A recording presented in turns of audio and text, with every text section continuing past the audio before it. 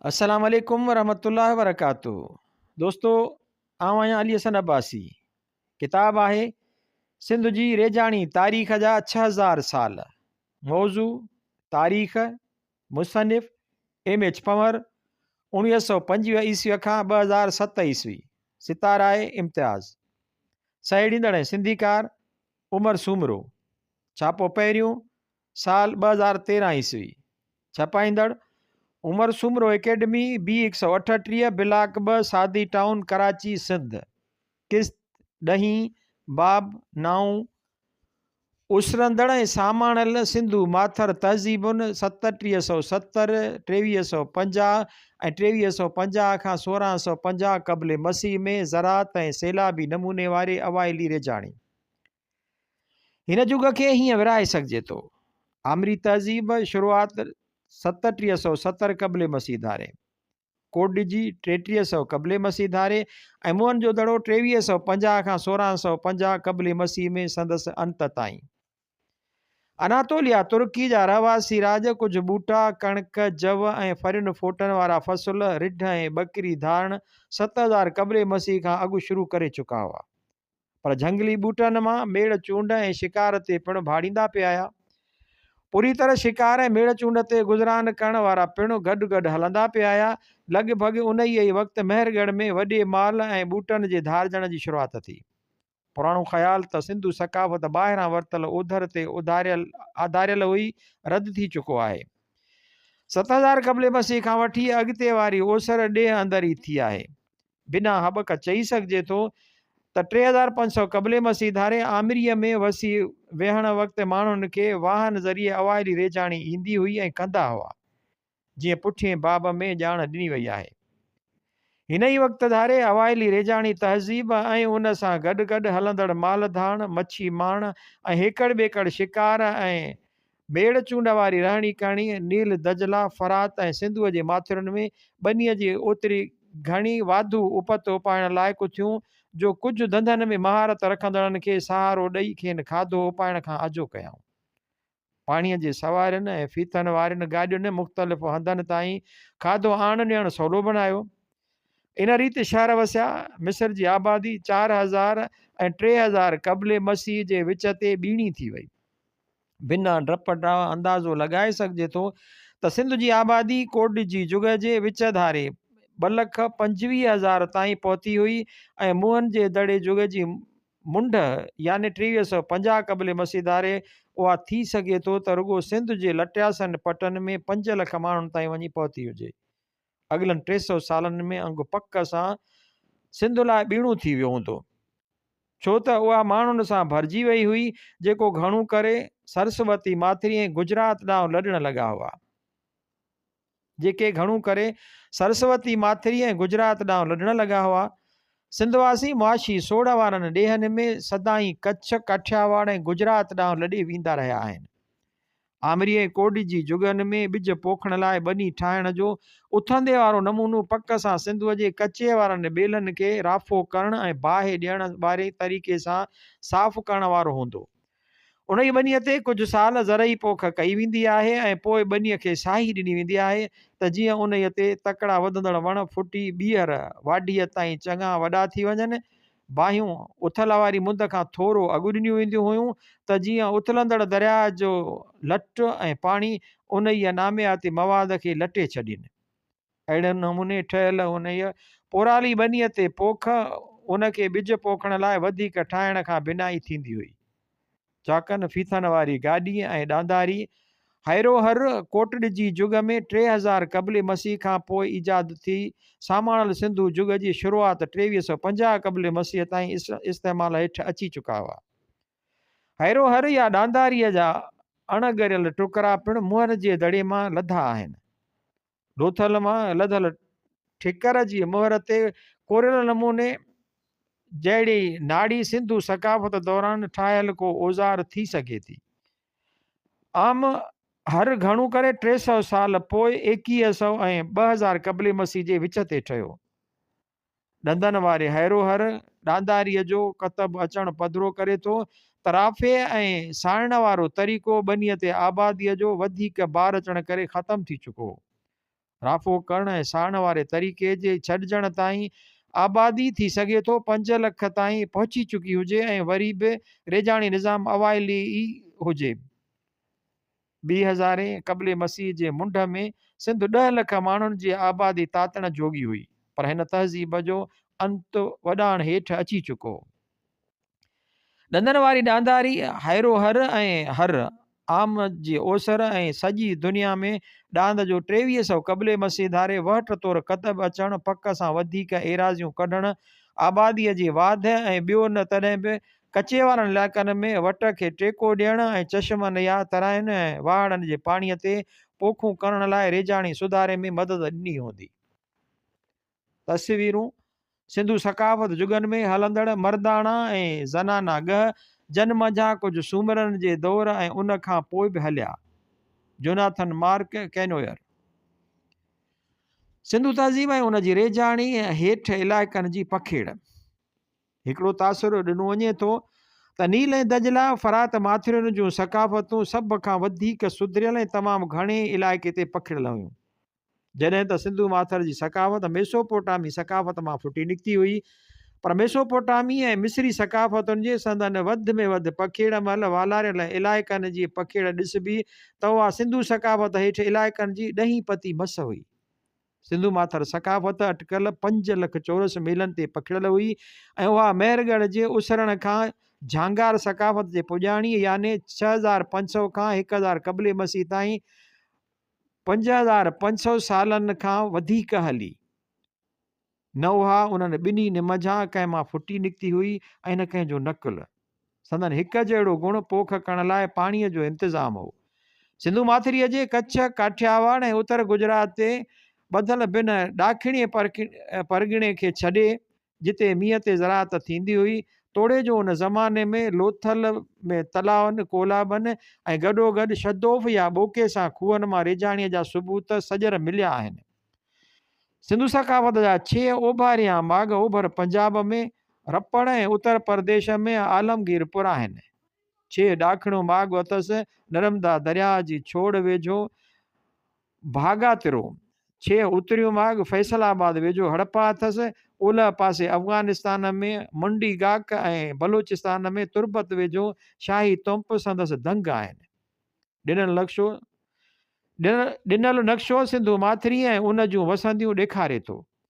वेझड़ में थियल खोजनाउनि सिंधु तहज़ीब हेठि इलाइक़ो वधीक वधाए छॾियो आहे। सिंधु सकाफ़त पंहिंजे बलोचिस्तान, सिंध ऐं ॾखिण ओलह पंजाब वारी गढ़ खां सौराष्ट्र, काठियावाड़ ऐं ओभर पंजाब ताईं 2000 क़ब्ले मसीह धारे पखिड़ी। उन करे न त उन्हनि इलाइक़नि में कणिक ऐं फुटियूं थियण जी वॾी सलाहियत हुई, जीअं लेम्बर्क 1973 ईस्वी चयो, पर आबादीअ जे दबाव करे उहे इलाइक़ा बिल्कुलु एतिरा कशिश भरिया न हुआ जेतिरी सिंध हुई। सिंधु माथर में कणिक टेट्रिकम एस्परोकोकाइड, जवन, हैरोडियम वल्गीर, फुटियुनि, गोसिपियम ऐं मटरनि, पेज़म आर्वोन्स जो वापराइणु आम हो, जॾहिं त सरींहं, बरासिका ऐं तिर हेकड़ ॿेकड़ वापराइबा हुआ। चांवर ओरिज़ा सेटोविया महाराष्ट्र में 1600 क़ब्ले मसीह खां पोइ आम हो ऐं सौराष्ट्र ऐं ओलह राजस्थान में 2400 ऐं 1750 क़ब्ले मसीह जे विच ते क़ाइबु हो, पर उन जो सिंध में हुजणु आसारी तौरु साबित न थियो आहे। चांवर जी जनम भूमि हिंदुस्तान हुई ऐं मौसमी हालतूं ऐं पोखाईअ वारी मुंद में पाणीअ जो हुजणु उन ॻाल्हि ॾांहुं इशारो कनि था त थी सघे थो त उहो झुकर एच कब्रिस्तान ऐं पीरक जुग दौरान समूरे सिंधु माथर में पोखिबो हुजे। चांवर सौराष्ट्र ऐं राजस्थान मां लधो आहे। कणिक ऐं जव हड़प्पा जे माॻनि तां पाण तां न लधा आहिनि। केलो ऐं कमंद ॿियूं 2 पोखूं आहिनि जन आसारी रिकार्डनि में पंहिंजा निशान न आहिनि छॾिया, पर थी सघे थो त सिंध में पोखिबा हुजनि। सावणीअ जी पोख फुटी वणनि न रुगो मेहरगढ़ ऐं 4500 क़ब्ले मसीह धारे मेहरगढ़ में 4500 क़ब्ले मसीह धारे पोखी बि हुई, पर उन मां ठहंदड़ शयूं यानी ओॼ, कपिड़ो तोणे, सनअती हुनर सामाल सिंधु सकाफ़त वारनि ॾींहंनि में हुनरी ॾांहुं लेखे चङा अॻु भरा हुआ। कालीबंगान जे खोटराईअ पधिरो करे थी त 2000 क़बले मसीह ईंदे ईंदे हर सां गॾु नाड़ीकत बि आणणु ऐं सियारे जी मुंद में गॾियल फसल पोखणु आम थी चुको हो। वणुनि जी मौजूदगी जेको 17वीं सदीअ ताईं ॿारहों हलंदड़ ॿूटो हो, जीअं मार्को पोलो 1290 ईस्वीअ में, राशिदुद्दीन 1310 ईस्वीअ में ऐं टेरी 1615 ईस्वीअ में रिकॉर्ड कयो, ऐं जेको डॉक्टर होव मुताबिक़ 1787 ईस्वी में अणलभ थी वियो, चङी यकीन सां साबित करे थी त सिंध जे कुझु इलाइक़नि में पाणी सॼो साल हूंदो हो जिते वण पोखिबा हुआ। वण सिंधु माथर जी माग महरगढ़ में 4500 क़बले मसीह में मौजूदु हो, ऐं 2000 साल पोइ सामाणल सिंधु सकाफ़त में नंढनि वणनि जे रूप में पेर पाताईं, जीअं मेरेक 17वीं सदीअ जे मुंड में रिकॉर्ड कयो आहे। हिन वक़्तु ही ॿूटो पंहिंजे ॿारहों साओ रहण वारे गुण ऐं मोहींदड़ राताई उनाबी ॿाटीअ जे करे सूंहं लाइ पोखजंदड़ गुलनि वारनि ॿूटनि सां गॾु पोखिजे थो ऐं नर्सरियुनि ते विकामे थो। सिंधीकार ढुरकंदड़ सिंधु सकाफ़त वारो काहिजंदड़ चांवर सेटियोवा इंडिशा, झंगली ॿारही जिन्स रोफीपेगन ऐं झंगली मुंदायती जिन्स निवारा जी गाॾुण नस्ल मां थियो। हिंदुस्तान में पंहिंजी जनम भूमि उत्तर प्रदेश मां ही जिन्सूं समूरे ॾखिण ऐं ॾखिण ओभर एशिया में सिंधु सकाफ़त खां घणो अॻे पकड़ियूं, तंहिं करे उन्हनि जो सिंधु सकाफ़त में हुजणु हिकु धुको थींदो ऐं आसारी सबूत न लधो आहे। सैलाबी पोख दरिया जे पेट तोड़े सिंधुअ जे कचे वारनि तराइनि में सैलाबी पोख ऐं अवाइली रेजाणीअ जा नतीजा हुआ। वसी ज़रई समाज जे मुंहनि जे दड़े में शहरी वाद वीज ऐं उन सां गॾोगॾु सिंध में मलीर, चाहूं जो दड़ो, कोडिजी, लुहम जो दड़ो ऐं हड़प्पा, गुजरात में लोथल ऐं बेकानीर में कालीबेंगान। सैलाबी पोख में कणक जूं आम थींदड़ जिन्सूं हुयूं। छक तारी नंढे दाणे वारी कणक, होरिडियम वलगिर वेरोनोडियम। हड़पाई मागन ते हिंदुस्तानी बिंदरी कणक स्फेरोकोकोइड ऐं छक तारी नंढे दाणे वारी कणक होरिडियम वलगिर वेरोनोडियम जूं खारड़ जिन्सूं। सरिया जी हिकु जिन्स राई पिणु सिंधु माथर में पोखिबी हुई ऐं फुटीअ जी हिकु पोखजंदड़ जिन्स गोसिपियम आर्बोरेटम मां कपिड़ो ठहंदो हो। सोटी कपिड़े खे अॻिते हली यूनानियुनि सिंधन नालो ॾिनो, सो असल में सिंधु लफ़्ज़ मां वरितो वियो। सामाणल सिंधु जुग में रेजाणीअ लाइ कमु ईंदड़ शुद्धोफ या ॿोको लोथल वेझो अञा ताईं कमु अचे पियो। गुजरात में लोथ माना आहे मुअल ऐं लोथल माना मुअन जो दड़ो, बिल्कुलु साॻे मुअन जे दड़े वारी माना। मुअन जे दड़े जे मोहरनि ते हिकिड़ी लिकाई मूर्त आहे। शोदोफ सां कमु कंदे कंहिं माण्हूअ जी मार्शल 1931-399 मुअन जे दड़े तां लधल पटियुनि वारा छला पथर घणू करे पथरनि खे सोराखनि मंझां टुपंदड़ कंहिं शइ सां ॿधण लाइ कमु ईंदा हुआ। उहे थी सघे थो शदोफ जी झल या काण तौर ॿधण वारियूं पिंजरियूं हुजनि। जेसी ताईं उन्हनि जे कंहिं ॿिए कारज जी ख़बर नथी पवे, लोथल में खूह जे भरिसां लधल मुनी खोड़ वारो खुबड़ो बि थी सघे थो। शोदोफ लाइ हुजे। लोथल खां थोरे ई पंध ते ढंढोका वेझो साॻिए ई जुग जो हिकिड़ो 20 एकड़नि जो बिना ॾाकनि वारो तलाउ सर कोलाब, जेको archaeology survey of India western circle 1879 ईस्वीअ में रिपोर्ट थियो आहे। थी सघे थो त मींहं जे पाणीअ खे रेजाणीअ लाइ झरण वारो तलाउ हुजे। लोथल में पाणीअ जी हथरादू अॾुनि या कड़ियुनि जा निशान पिणु लधा आहिनि। वेलर 1960 ईस्वीअ में डोरवर 1958 सम्झनि था त सिंधु माथर में कंहिं क़िस्म जी रेजाणी थींदी हुई, जेतोणीकि को सिधो सबूत नाहे मिलियो। ॾखिण हिंदुस्तान में तलावनि कोलाबनि मां ॾेहाणी क़िस्म जी रेजाणी अॼु बि थिए थी। ॾखिण हिंदुस्तान जे तलावनि मंझां कुझु जी पहुच 9 खां 10 चौरस मीलनि ताईं आहे। बकली 1893। लोथल वारे तलाव में 5600 क्यूबिक मीटर पाणी झलण जी सघ हुई। लोथल जी चौधारी में सालियानो 700 खां 800 मिलीमीटर 5 खां 6 महीननि में पवंदो आहे। लोथल 6 खां 7 महीना पाणीअ जी खोट रहंदी आहे। मथियूं तलाउ साल में 3 खां 4 भेरा भरिजी सघंदो हूंदो। इन रीति उन जी गुंजाइश वधी 15,000 खां 20,600 मीटर थींदी हूंदी। जेकॾहिं मींहुं सचपच 700 खां 800 मिलीमीटर पवे ऐं जेकॾहिं साल में भाॼियुनि जा 3 फसल कजनि त 1500 खां 1800 मिलीमीटर पाणीअ जी घुर्ज पवंदी। अटकल 800 मिलीमीटर खोट थींदी। तंहिं करे तलाउ अटकल 20,000 चौरस मील या 2 हेक्टर 5 एकड़ एराज़ी रेजाए सघंदो। तस्वीरूं ठिकर जे थांवनि ते जामेट्रियाई डिज़ाइनूं ऐं शकिलियूं। गुलदान ऐं गोलावा थांव पोइते वरियल, हेठां कपियल ऐं ॿाहिरि निकितल कननि सां, ॻिचियुनि वारा टुकड़ा, चिटियल ऐं कोरियल ठिकरियूं,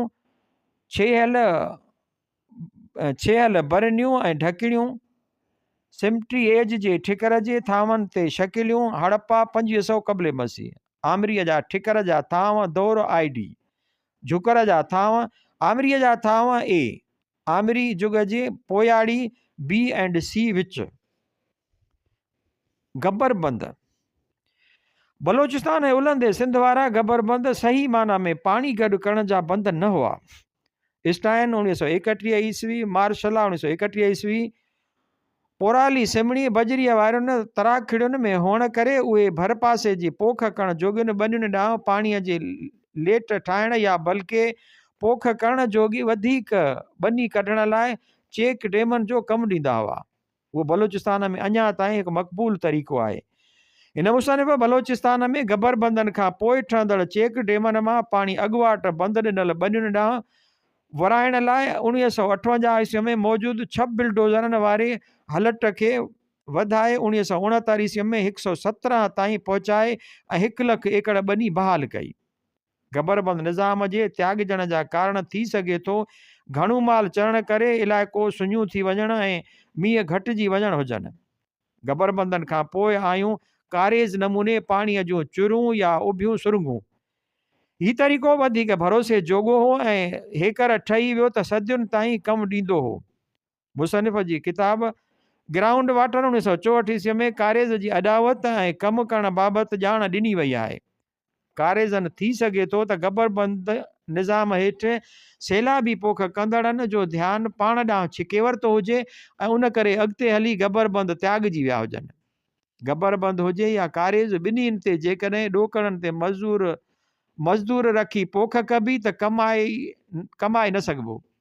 उहे रुॻो माल धाण ऐं थोरे थकी पोख वारी मईशत लाइ ठीकु आहिनि, जंहिंमें मुंद वारनि ॾींहंनि में मज़दूर लॻभॻि मुफ़्त मिली वेंदा आहिनि।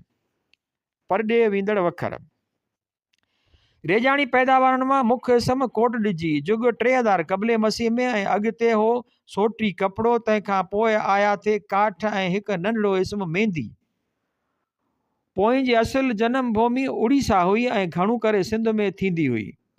उहा हितां मेसोपोटाम ॿिदरियाई देश उमाणी वेंदी हुई ऐं उतां पोइ मिस्र, जिते फिरौन उहा पंहिंजे हथनि पेरनि ऐं नहनि खे लाहींदा हुआ, जीअं कुझु मम्मियुनि मां पधिरो थिए थो। तोर ऐं माप।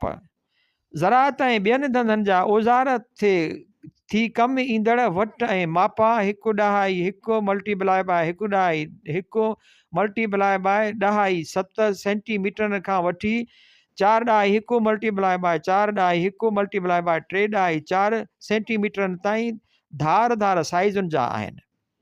सरासरी वट 2, 4, 6, 8, 16, 32, 64 ऐं 120 जी सादी निस्बत वारा लधा आहिनि। मेकी 1938 सिफ़ो 601 हिन ॿधे सिरिश्ते ते ॾहाई सिरिश्ते जी छाप पिणु आहे।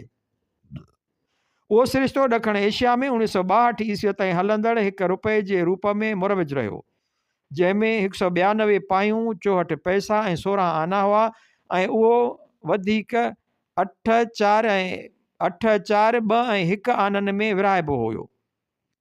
साॻी तरह तोर 1 मण 40 सेर, 160 पाव ऐं पाव 20 तोला में विराइबी हुई। तोले में 12 मासा हूंदा हुआ, वग़ैरह वग़ैरह। मिक़दार हिन रीति मापबो हो हिकु खरार, 60 कासा, हिकु कासो, 4 टोया, हिकु टोयो, 4 पाटियूं ऐं हिकु पाटी 4 चौथड़ा। बनीअ जी पैदावार जो आणण नीअण। मुल्क अंदरि शयूं ढगे गाॾियुनि वसीले आंदियूं नींदियूं वेंदियूं हुयूं ऐं जिते संजाई हूंदी हुई गाॾियुनि वसीले माल बंदरनि ताईं पहुचाए, उतां पोइ ॿेड़ियुनि वसीले नयो वेंदो हो।